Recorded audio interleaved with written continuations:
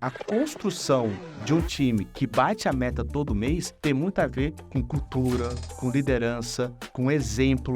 Então, usar os gatilhos sem ter um porquê por trás, esse porquê ser forte, é um tiro no pé. Uma empresa deve ter vários processos de venda diferentes. Então você quer treinar sua equipe? Dá exemplo. Faça você primeiro. Você não vai ter cliente se você não tiver venda.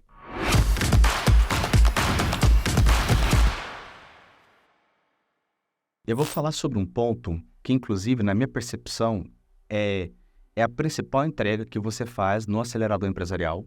Se eu pudesse escolher um dos dias, o mais importante na minha percepção é muito cultura. Dos 3 dias da imersão. Dos 3 dias. Os 3 dias da imersão a gente fala muito sobre cultura, processos, a gente fala muito sobre pessoas. É claro que quem faz a construção da cultura são as pessoas como protagonistas, os donos da empresa, depois os diretores, é tudo top-down, né? A disseminação da cultura.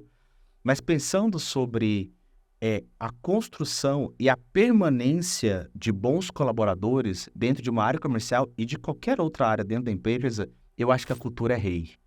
Eu acho que, inclusive, isso, olha só que massa, Marcos, isso nos permitiu ser um dos departamentos do Grupo Acelerador com menor turnover.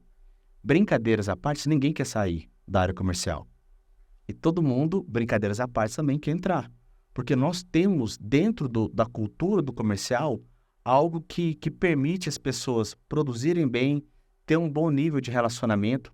Eu vejo algumas empresas, por exemplo, que elas têm ótimos faturamentos. Mas quando você vai lá para o ambiente interno, é um ambiente tóxico, é um ambiente que um vendedor quer tirar a venda do outro. E a venda acontece, mas brincadeiras à parte, metaforicamente falando, corpos ficam no caminho. Isso não é saudável. Então, tem um turnover alto, só bons vendedores permanecem lá no topo da empresa, esses top vendedores mantêm o faturamento alto, mas todo mundo que entra sai. Isso, em algum momento, deixa de ser sustentável. A sustentação, porque vamos lá, a gente saiu de 300 mil de faturamento há 2 anos atrás para 10 milhões. Isso só é possível porque as pessoas que estavam lá no começo, elas continuaram comigo, com nós, com o Grupo Acelerador, e outras pessoas foram entrando. Outras pessoas foram muito bem recepcionadas na área comercial. Imagina se entre pessoas novas, essas pessoas de alguma forma não são bem recepcionadas. Essas pessoas não ficam. Então, a construção de um time que bate a meta todo mês tem muito a ver com cultura, com liderança, com exemplo. O gestor precisa ser um exemplo impecável de, primeiro ponto, como ser um bom vendedor. Eu vou tirar a humildade um pouco de lado aqui e vou dizer que certamente alguém que senta na minha frente compra alguma coisa. Eu sou um bom vendedor. E eu sempre me coloquei muito como exemplo dos meus vendedores. No comecinho da nossa área comercial, quantas vezes eu não fui para o telefone falar com o cliente? Quantas vezes eu não me aproximei do cliente na boa intenção de entender o nosso processo comercial, de entender como que funcionam as coisas, para ensinar, para servir como exemplo, para sair, por exemplo, de um processo comercial em que as pessoas faziam ligação e agora fazem videochamada, e tudo isso foi uma construção. E aí, em todos os meus comportamentos, em todas as minhas conversas, em todas as minhas falas, sejam elas faladas ou escritas, eu sempre fui exemplo, sempre pensei na cultura que você e a Aline disseminam para nós que estamos em cargo de gestão. Então, eu acho que um ponto que um dono de empresa, um dono e dono de pequena e média empresa, um diretor comercial, precisa parar e fazer de maneira consciente como eu vou construir uma cultura forte dentro da área comercial e que essa cultura, obviamente, seja intimamente ligada à cultura da empresa. Não pode se ter 2 culturas dentro de uma empresa. Tem a cultura da empresa e a cultura comercial. Não, elas se permeiam entre si, né? Mas é isso, acho que a cultura é algo muito forte. Betina, agora vamos falar de copywriting, né? Tá. Para você, o que é copywriting? Qual o conceito, Betina, de copywriting? Ou a reflexão? Copywriting é você escolher a melhor comunicação possível para aumentar a sua persuasão. Copywriting, na essência, é a escolha das palavras, né? Mas o jeito que eu falo sobre copy transcende. Eu acho que não é só sobre palavras. Tem eu vejo o copy dividido em 2 grandes pilares. Uhum. Existe o copy bem objetivo, que é você me dar uma frase e eu trocar palavras e melhorar a sua frase. Então é assim, eu vou tirar palavras negativas, palavras complicadas, vou colocar palavras mais positivas que geram uma sensação boa na cabeça de quem lê. Eu vou construir uma frase com uma estrutura melhor. Eu vou trabalhar só com uma emoção, eu não vou misturar emoções. Tem uma coisa muito objetiva, que é trocar palavras. Uhum. Mas tem uma parte muito subjetiva do copywriting que exige muito mais sensibilidade, né? Que é você... Assim, é quase que, para mim, hoje, marketing é meio que copywriting, porque exige toda a pesquisa de mercado, exige você conhecer a fundo o seu avatar, conhecer a fundo as dores, os desejos de para quem você quer vender. Exige você entender qual que é a melhor emoção a ser trabalhada naquele momento, naquela campanha. Então, tem produtos, e isso foi uma grande escola na Empíricos, porque tem produtos que já estão já ultrapassaram 200 lançamentos do mesmo produto. Só que nunca uma campanha é igual a outra.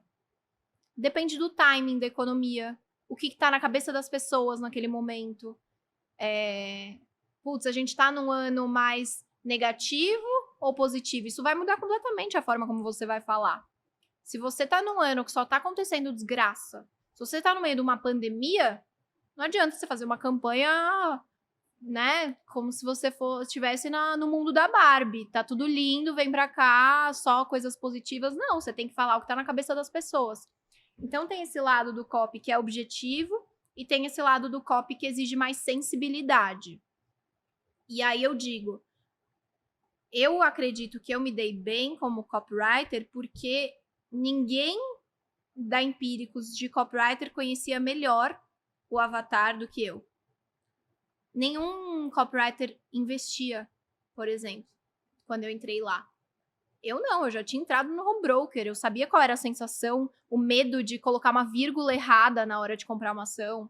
Eu sabia o que era atualizar o site da corretora e o dinheiro subir ou descer. Você tinha sido cliente, inclusive, Isso. né? Eu sabia quais eram os desejos, quais eram as emoções, as sensações, né? As dúvidas, os medos.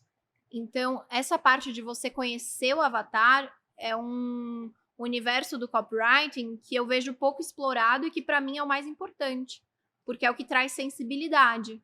Você estar escrevendo sobre coisas que você já viveu. E até te ouvindo assim, eu vejo que um feedback muito positivo que eu recebo de muita gente que me acompanha no Instagram, ou que faz os nossos programas, é a minha didática, né? E eu concordo com você, eu acho que copy é comunicação, né?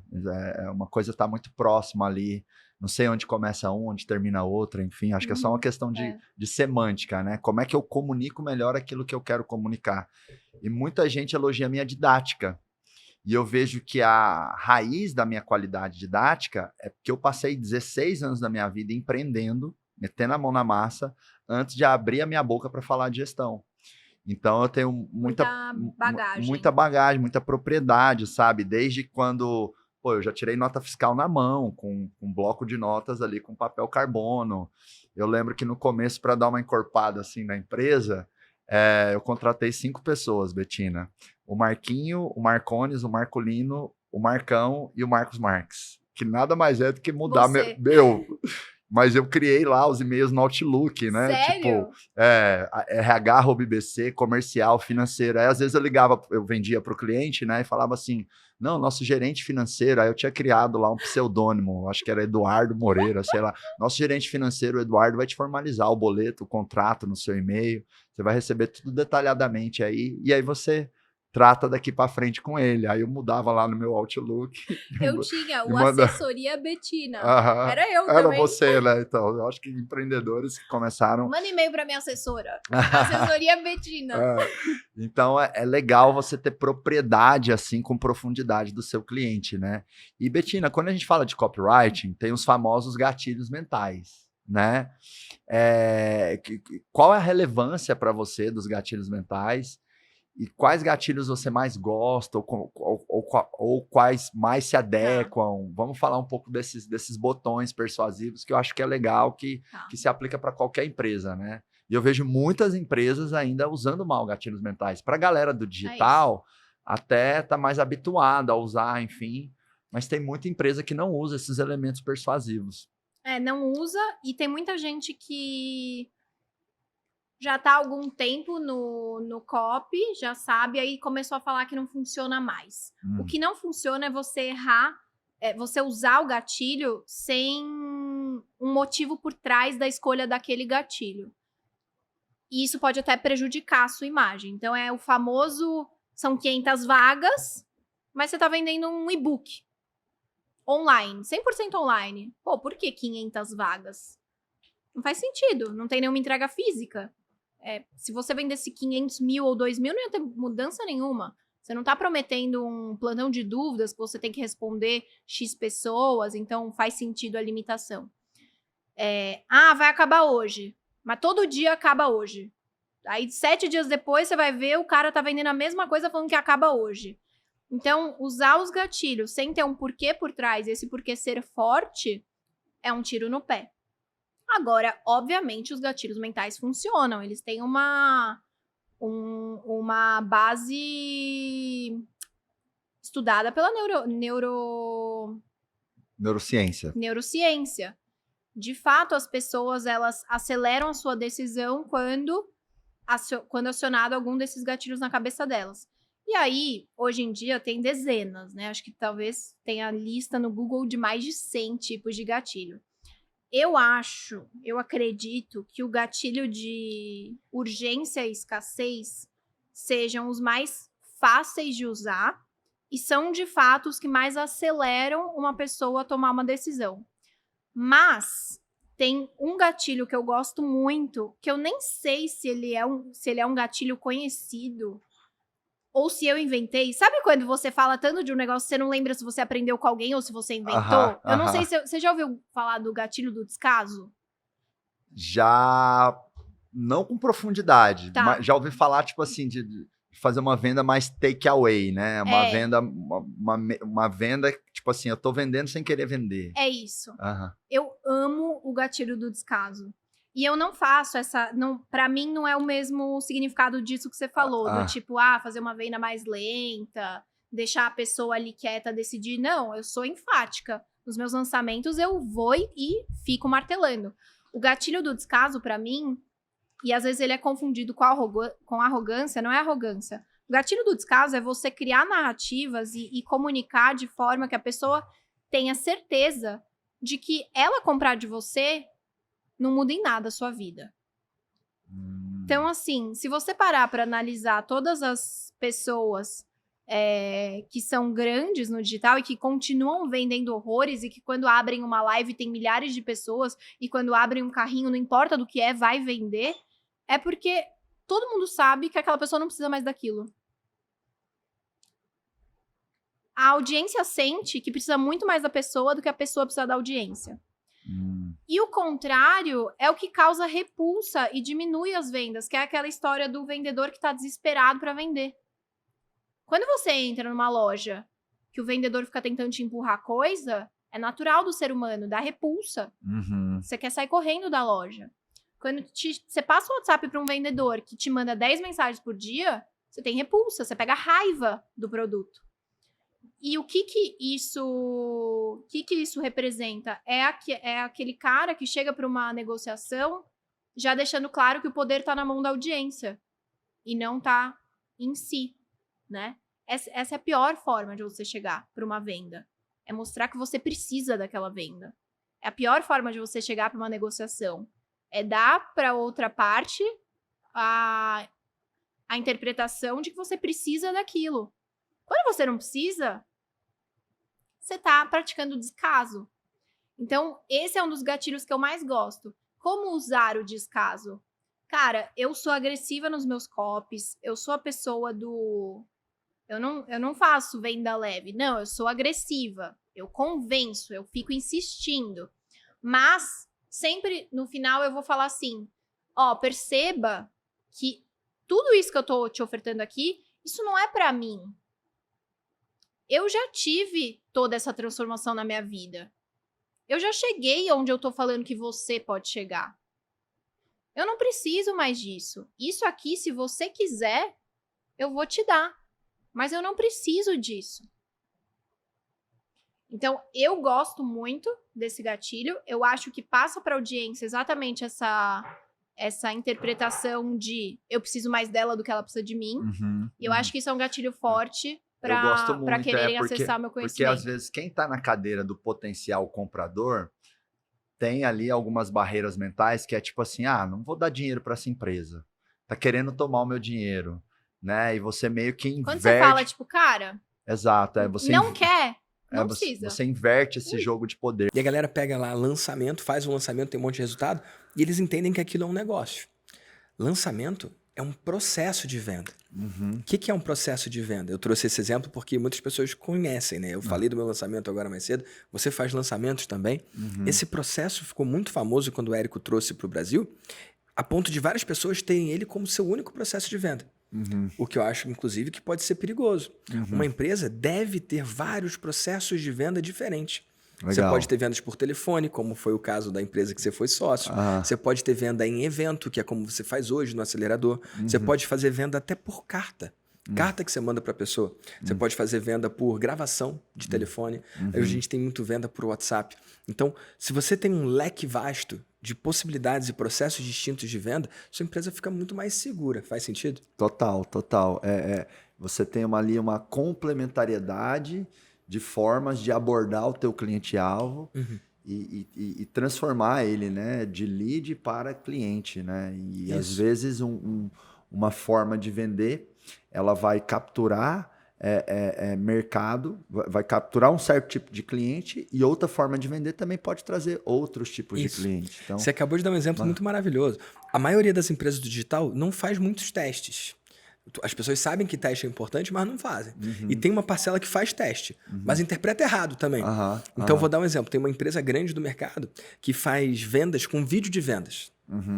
E aí ela pega aquela mesma oferta e transcreve. Aquele script que o cara falou no vídeo, ele coloca em texto ali. Mais ou menos parecido, né? Quase igual. E aí, vamos supor, uma pessoa testa aquelas páginas e vê que a página com vídeo tem 4% de conversão. E a página em texto tem 2% de conversão. A maioria não testa, mas quem testa e vê lá 4% em vídeo, 2% em texto, qual é a conclusão lógica das pessoas? A página com vídeo vende mais. E aí, muitas vezes, elas matam a página com texto e mantêm a com vídeo. Mas o meu convite é para olhar de uma forma diferente. A página de vídeo converteu 4%. A página em texto converteu 2%. Você usando o vídeo e o texto, você consegue mais vendas do que escolhendo um ou outro. Porque tem um perfil de cliente que não tem saco de ver vídeo. Tem um perfil de cliente que vai preferir apertar o botão e falar, eu quero ler. E tem outro perfil que não vai ler um texto longo de jeito nenhum, ele vai preferir ver o vídeo. Você escolher o vídeo porque converte 4 e matar o texto que converte 2, você está escolhendo provavelmente não vender para algumas pessoas que só comprariam em texto. Então eu quero que as pessoas entendam que não é uma coisa ou outra, é uma coisa e a outra. Tomar a decisão por um ou outro normalmente é pequeno. Sempre que um mentorado meu pergunta, Vitor, eu faço isso ou aquilo? Eu pergunto, você não pode fazer isso e aquilo? E assim você consegue a conversão do vídeo, a conversão do texto, mais a conversão do telefone. Porque eu acredito que esse mundo é multicanal. As maiores empresas que a gente conhece de todas as áreas, não só da área do infoproduto, elas usam múltiplos canais para alcançar o cliente. Falar com o cliente na língua dele, onde ele está, na hora que ele está. E é o seguinte, às vezes a empresa quer vender mais, aumentando a equipe de vendas. E às vezes ela tem que melhorar a atração, é o marketing, a comunicação, né? Agora, marketing, pra gente falar de venda, cara, nós vamos sentar uma hora, vamos ficar 3 dias para falar, porque isso é só a pontinha, porque tem que falar de compra, a estratégia de compra tem muito a ver com a estratégia... Fala de compra, cara, traz uma dica, alguma coisa de compra. Porque... Se falar de compra é o seguinte, como é que você compra? As pessoas geralmente, eu vou falar uma palavra simples, as pessoas compram, põe estoque e depois vende. Não, é na compra que você vai ver como é que está vendendo, como é que é o comportamento, e aí você cria a venda. É muito difícil explicar rapidamente. Por exemplo, se eu estou vendendo um produto... vou falar do meu negócio, por exemplo, vendendo um liquidificador. Se eu vendo 10 mil peças, com a margem super boa, altíssima, e esse produto eu vendendo 10 mil peças, e tá vendendo por 149, eu preciso de uma margem de 30, ele tá dando com uma margem de 50, opa, aqui tem oportunidade de venda, não só de compra. Então é o seguinte, eu posso vender, se eu botar o liquidificador no lugar de R$129, com 50% de mais, conseguir comprar um pouquinho melhor e botar 99, eu não vou vender 10 mil peças, eu vou vender 50 mil peças. Então você cria oportunidade de venda, não é na venda, é na compra. É aqui que você cria oportunidade. Você criou a promoção comprando volume. Todo mundo faz o quê? Compra, põe no estoque, depois vê o que é e vai vender. Não, é aqui que você cria oportunidade de venda. Ou seja, traz a inteligência comercial. Aí eu tenho que falar para você, tem milhões de dicas, de relatórios que eu tinha, que trazia esse tipo de informação, que é o que eu estou fazendo no meu RGV. Quem está participando do meu RGV, eu estou dando esse relatório na mão do cara, falando aqui, ó, aprenda a comprar. Com esse relatório aqui, você dobra a sua venda. Nós tínhamos uma rede que nós compramos, que eu botei a minha metodologia nessa rede e de marketing, gestão e compra e venda, que vendia 500 milhões por ano, depois nós botamos a metodologia, passou a vender 900 milhões por ano. Só com essa metodologia que eu estou entregando. Por quê? Porque a venda vai muito além de vender o produto. Começa na compra, vai pelo marketing, depois vai para a venda. E é importante enxergar essa empresa como essa linha de produção, né? Linha de produção. Linha de produção. Vamos falar muito sobre isso, entendeu? Os dois. As etapas estão conectadas. Eu acho que o que você trouxe aí, a lição é o pensamento sistêmico. A compra não é a compra. Não. A compra tem a ver com a margem, com a venda, com marketing, com o treinamento da equipe. E a venda é o último. A venda é lá a ponta final, né? E o povo fica falando de venda, e esquece como é que funciona a metodologia. Ricardo, agora para mim, você é o maior preparador de vendedores que existe nesse país. Né? Obrigado. Como que a gente prepara um bom vendedor? Como é que... Porque é uma coisa que me incomoda. Posso abrir o coração Pode. aqui? Me deixa puto. Eu tenho certeza que você também, e deixa puto muitos empresários. Porque o vendedor, quanto mais ele vende, mais ele ganha, ele tem comissão, ele tem remuneração variável, mas o cara não vende. Como tudo na vida, né, Marcos? Você vai achar gente boa e achar gente ruim. Pra mim, quando você mexe com igual eu tinha 30 mil vendedores, eu vou te falar a verdade, de 30 mil tinha 20 mil muito bons, tinha 5 mil mais ou menos e tinha 5 mil ruins. Isso faz parte da vida. Então você tem que falar assim, quando você cresce, eu lembro quando eu comecei a dor do crescimento, eu comecei a crescer e eu atendi assim, beijando o cliente, eu adoro gente e tal. E eu não via meu vendedor fazendo isso daquela mesma intensidade. Aí comecei a crescer, o cara falou, cara, espera aí, se você quer crescer, se você ficar com uma loja só, você vai ser um vendedor e vai ser ótimo, igual você é. Você tem que aprender a multiplicar isso. Então você vai fazer de tudo para multiplicar isso, e mesmo você tentando multiplicar, 10, 8 vai ser bom, 1 vai ser mais ou menos, 1 vai ser... Agora, você imagina se você não fizer isso, aí vai ficar tudo ruim. Como é que você faz? Exemplo. Por isso que eu ia para minha loja, todo sábado, na época era câmera, não tinha o celular, o Instagram e tudo.